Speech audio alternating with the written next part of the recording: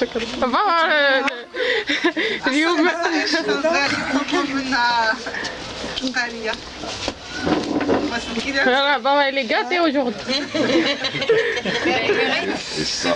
تخيلتك او حلمتك في منامي، المهم انا شفتك قدامي ما بين غمضة ورمشة عين، بسرعة لقيتك قدامي.